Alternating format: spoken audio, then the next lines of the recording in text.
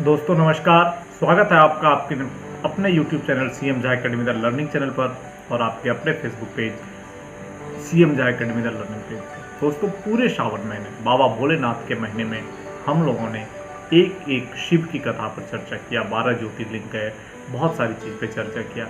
आज श्रावण महीने के अंतिम दिन में अंतिम कथा भगवान भोलेनाथ के बारे में। आज हम जानते हैं शिव के आभूषण के बारे में कि शिव के शरीर पर पहना जाने वाला आभूषण क्या है, किस चीज़ का प्रतीक है, उसका मतलब क्या है और क्यों धारण किया है इसे शिव ने।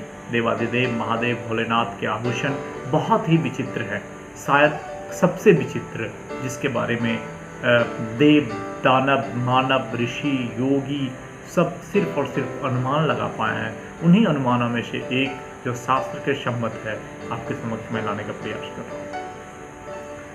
मैं आपका दोस्त engineer CM Jha, teacher narrator motivator और एक अभियंता भी कामकाज के तौर पे। तो प्रयास भगवान भोलेनाथ के आभूषणों के बारे में चर्चा करने की। तो सबसे पहले बात करते हैं चंद्र की।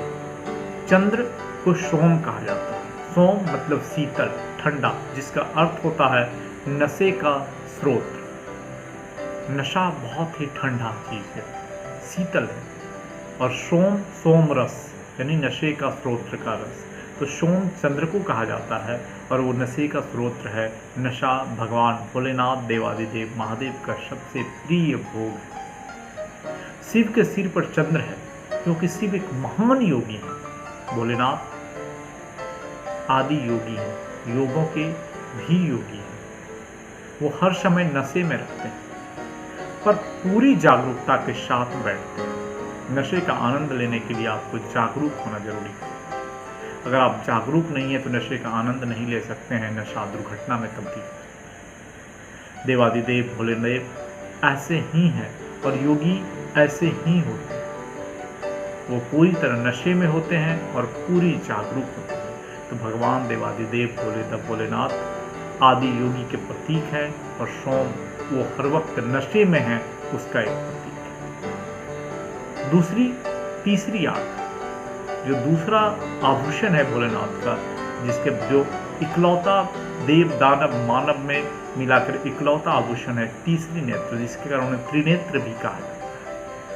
शिव की तीसरी आंख उनका सबसे महत्वपूर्ण अंग है।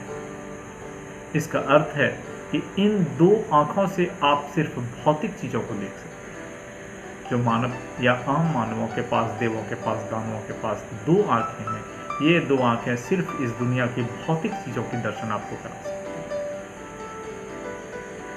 तो जो भौतिक से परे है, जहां तक हम इन दो आंखों से नहीं देख सकते हैं, तो देवादिदेव महादेव तो उन भौतिक चीजों से बहुत ऊपर है। उनकी वो विज्ञान है, वो धर्म है, वो संस्कार है, वो संस्कृति है, हर एक चीज देवादिदेव महादेव है। तो उन्हें उस तीसरी आंख की जरूरत है और वो तीसरा आंख से उन सारी चीजों को देख सकते हैं, दिखा सकते हैं। और ये सारी चीज देखने की प्रक्रिया ही देवादिदेव महादेव की तीसरी आंख कहलाती है, जो तीसरी आंख है यानी त्रिनेत्र है। फिर बात आती है गले में सर्प की माला। सर्प संकेत करता है कि शिव की ऊर्जा सबसे ऊपरी तौर तक पहुंच चुकी है, यानी सबसे शीर्ष तक पहुंच चुकी है।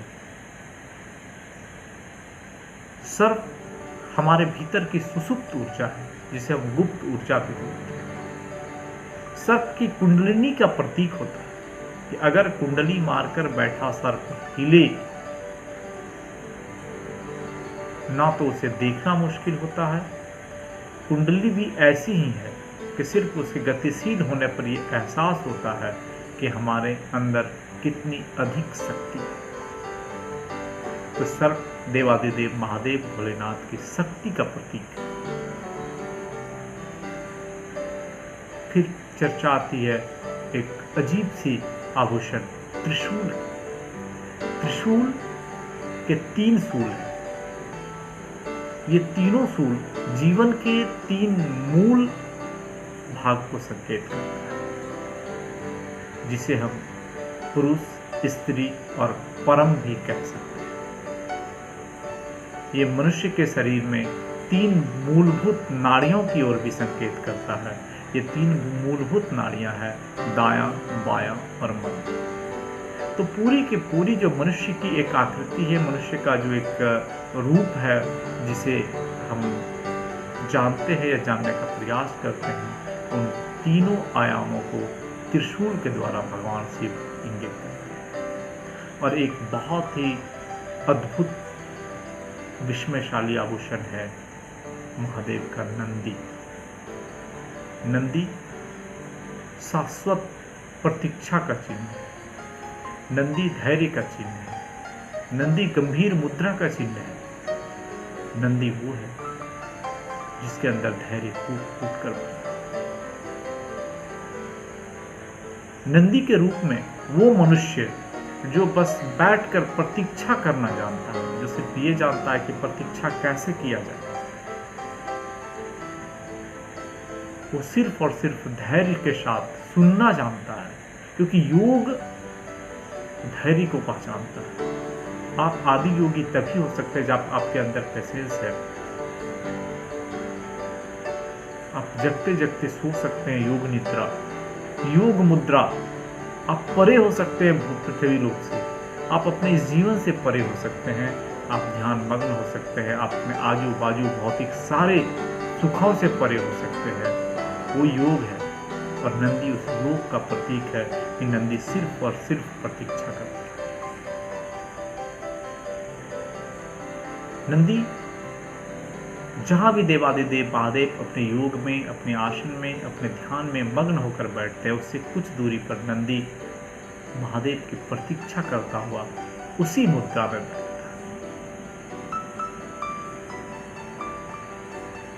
है। नंदी सहज ही ध्यान मग्न हो जाता है, वो बैठे बैठे ध्यान मग्न हो जाता है।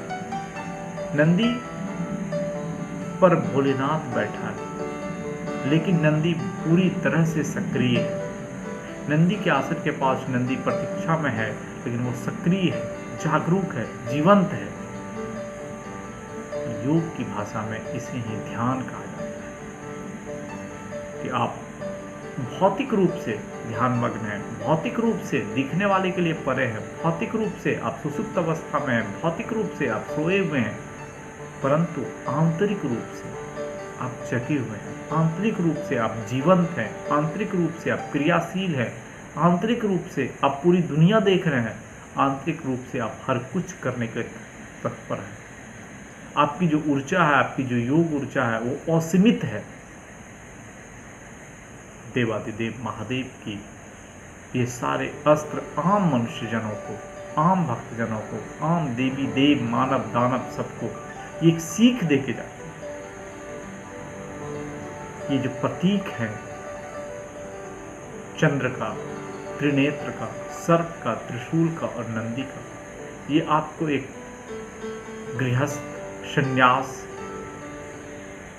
और बाल्यकाल जैसे जीवन में जीने के लिए,